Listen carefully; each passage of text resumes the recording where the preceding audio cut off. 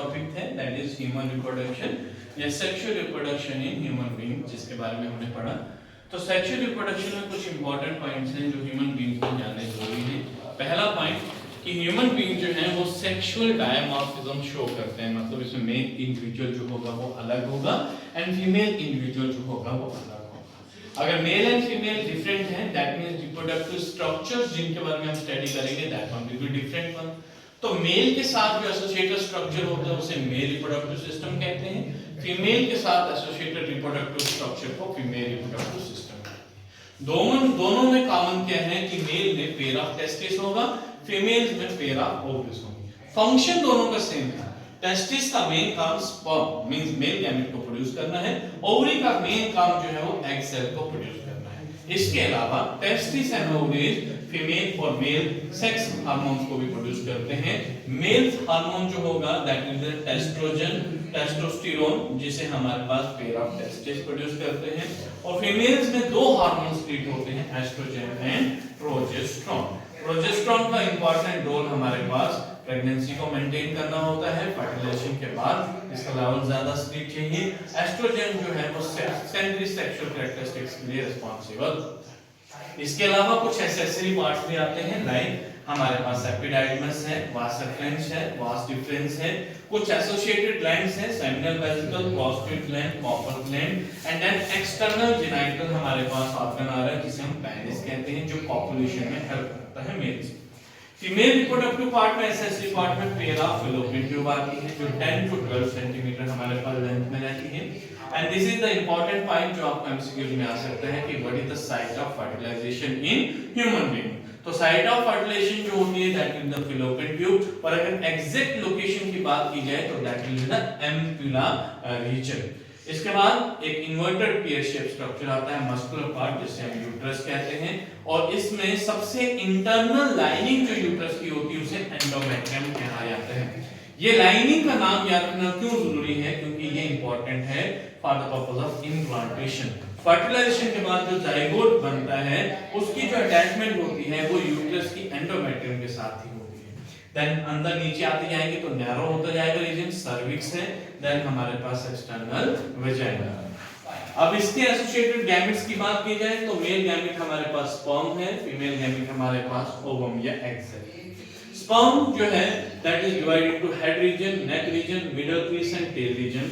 Head region में genetic material present होता है और मिडल पीस में माइटोकॉन्ड्रिया होता है जो उसको कांस्टेंटली एनर्जी प्रोवाइड करता है स्विम करने के लिए और एग तक रीच करने के लिए। एक इंपॉर्टेंट स्ट्रक्चर आपने याद रखना है जो हेड रीजन के बाहर प्रेजेंट होता है that is called acrosome. Acrosome का मेन फंक्शन होता है कि वो कुछ certain enzyme, lytic enzymes carry करता है। जब स्पर्म को एग के साथ में फ्यूज करना होता है तो एग की जो बाहर की मेम्ब्रेन्स हैं, कोरोना रेडिएटा, जोना पेल्सिडिया, इनको रप्चर करते हुए उसको न्यूक्लियस तक पहुंचना है।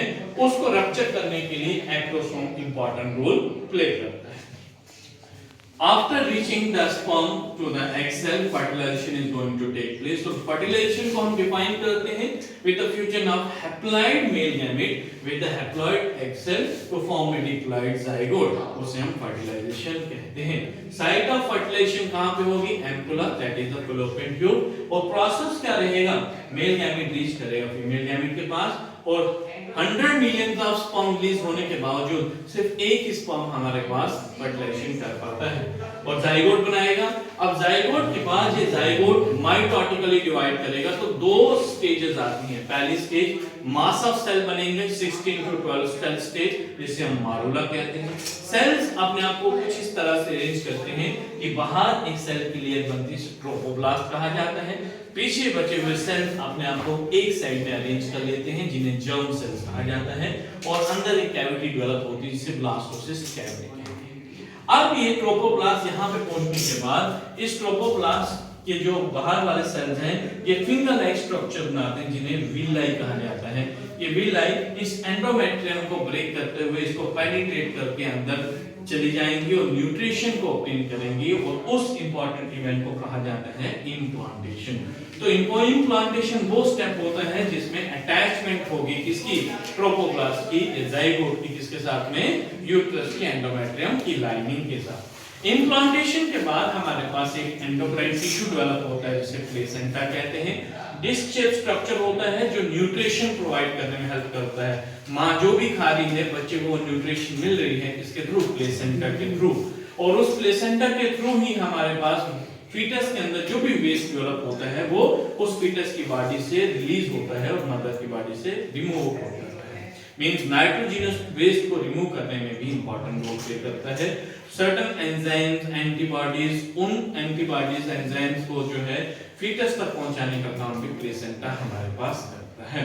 और जब फुली डेवलप्ड फीटस मदर की बॉडी से रिलीज हो जाएगा तो ये एंडोक्राइन टिश्यू भी हमारे पास बाहर रिलीज हो जाता है। तो परमानेंट स्ट्रक्चर नहीं है, टेम्परेरी तब डेवलप होता है जब हमारे पास क्या होती है, फर्टिलाइजेशन हो जाती है।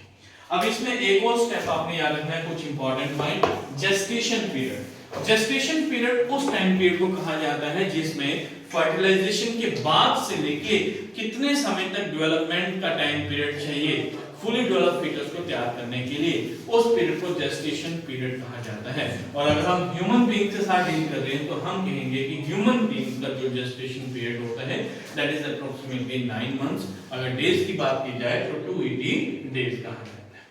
After completing the gestation period, जो फुली डेवलप्ड फीटस है वो कुछ सिग्नल्स हमारे पास देता है by the contraction of the uterus, जो हमारा पिट्यूटरी ग्लैंड जो उसमें काम करता है। और जब कंट्रैक्शन होगी यूट्रस की तो फुली डेवलप्ड फीटस मदर की बॉडी से थ्रू वेजाइना बाहर आता है और उस इंपॉर्टेंट इवेंट को कहा जाता है पार्ट्यूरेशन। उसके बाद लैक्टेशन पीरियड स्टार्ट हो जाता है। लैक्टेशन मतलब जो मदर की बॉडी मैमरी ग्लैंड जो है वो मिल्क प्रोड्यूस कर रहे हैं और फर्स्ट जो मिल्क प्रोड्यूस होता है that is yellow colour fluid जिसे कोलोस्ट्रम कहते हैं और बेबी के लिए वो ज्यादा इंपॉर्टेंट होता है क्योंकि वो एंटीबॉडीज के साथ में एनरिच्ड होता है। तो अगर बच्चा जो है वो माँ का फर्स्ट मिल्क कंज्यूम कर लेता है तो वो इम्यून सिस्टम उसका क्या रहेगा, स्ट्रांग रहेगा, that he will be capable और she will be capable to fight against the disease और वो अपने एक्सटर्नल एनवायरनमेंट में सुटेबली ग्रो कर सकता है। तो इस तरह से हमारे पास फर्टिलाइजेशन और ह्यूमन रिप्रोडक्शन हमारे पास देखने को मिलती है। अगर फर्टिलाइजेशन ना हो, इन केस अगर फर्टिलाइजेशन ह्यूमंस में ना हो तो एक इंपॉर्टेंट इवेंट फीमेल की बॉडी में देखने को मिलता है। उस इवेंट को कहा जाता है menstrual cycle. Menstrual cycle periodic cycle है फीमेल रिप्रोडक्टिव सिस्टम के अंदर जिसमें अनफर्टिलाइज्ड एग फीमेल की बॉडी से रिलीज हो जाता है और वो 28 डेज का हमारे पास साइकिल रहता है। जो 28 डेज का हमारे पास साइकिल है उसे मेंस्ट्रुअल साइकिल कहते हैं, जिसमें 5 डेज का वो साइकिल है जिसे हम ब्लीडिंग फेज भी कहते हैं। और फर्स्ट मेंस्ट्रुअल साइकिल फीमेल्स में जो देखने को मिलता है at the age of 13 years, 11 to 13 years puberty के टाइम पे, जिसे हम मीनात कहते हैं। और जब फीमेल 45 to 50 इयर्स की एज में रीच कर लेती है तो उनमें मेंस्ट्रुअल साइकिल आना बंद हो जाता है। उस कंडीशन को हम मीनोपॉज कहते हैं। एक और हमारे पास इंपॉर्टेंट पॉइंट याद रखना है कि अगर फीमेल्स की बॉडी में मेंस्ट्रुअल साइकिल ना आए तो that will be an indication for the pregnancy.